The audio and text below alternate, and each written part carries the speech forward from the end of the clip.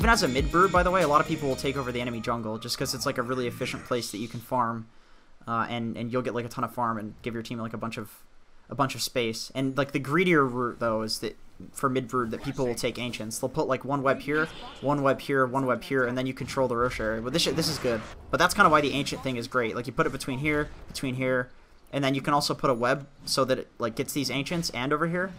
And then you can put a web so that it goes into the mid lane and then these ancients.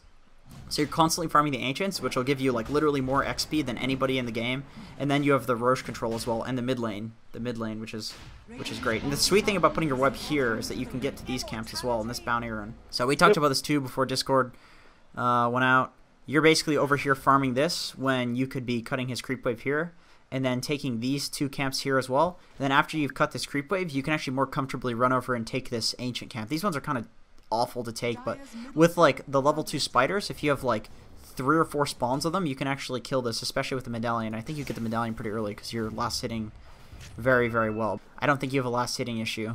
So your medallion timing actually comes like really, really early. But yeah, I think you can be taking the unsafe farm, and we talked about it before. I'm going to reiterate for anybody watching. Basically, because this way your team is going to have a lot more space. They can take this, they can stack this stuff for gyro. You know, there's a lot more stuff that can happen. And then also it's pressure. Like they might come try and deal with you here, and then that relieves pressure from here. Like you can see that this lane is actually getting very, very pressured.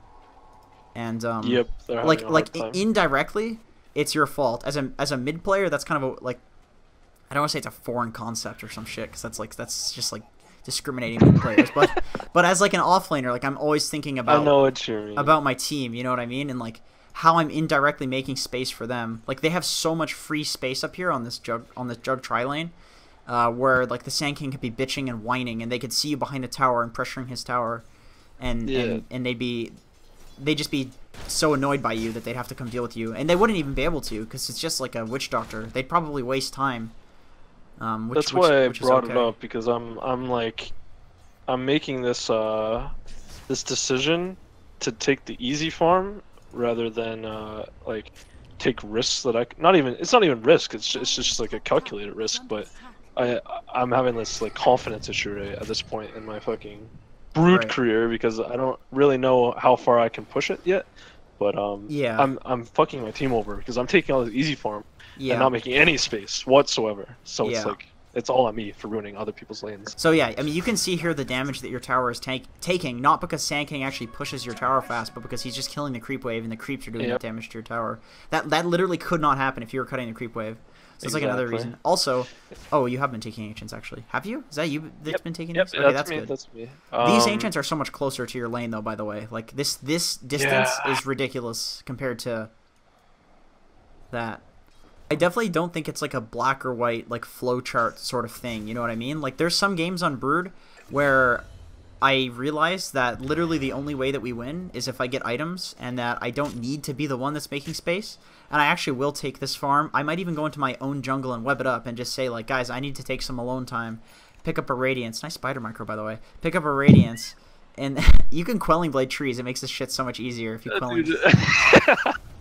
But anyway, in terms of farming, like, this is okay in some games. In this game, it's not, though, because there's no reason that you shouldn't be going behind the tower. Because if the Sand King comes and contests you, then his tower's going to get hit, and he's going to very quickly realize to not do that again. You can also kite the spiders over here, because this is if you hold Alt, you can see this distance. Like, you don't have much space to work with here. But you can move the spiders over to here. You just pull it away, and then you create that distance. You know what I mean? So. And then my tower will be full HP right now instead of fucking dead. Because these camps are closer together. Like Ancients right here, tower right here. You could kill this really quickly. You can maybe even throw like one more camp in there, like throw spiders over to this camp. Yeah. Although, until you get just take their whole jungle and make space at the same time. and then you could move down to this tower after you've taken this. And the great thing about like dealing with an Omni or a Sand King, these like dicks that run around and are like, I'm gonna kill your spiders. It's like, all right, good luck running over literally all of these trees at haste and movement speed, and then to this tower, and then they TP down, and then you're like, okay, well I'll literally run all over these trees at haste and movement speed and go here. Like you can literally just avoid them until you get to a point where your team can come and you can kill them, or you just have so many items that, you know, like if you have a Radiance and like a BKB and a medallion, like what's a Sand King gonna do if you run him down? Like nothing. Like there's a point where you'll have so much more net worth than him that your hero can run him down.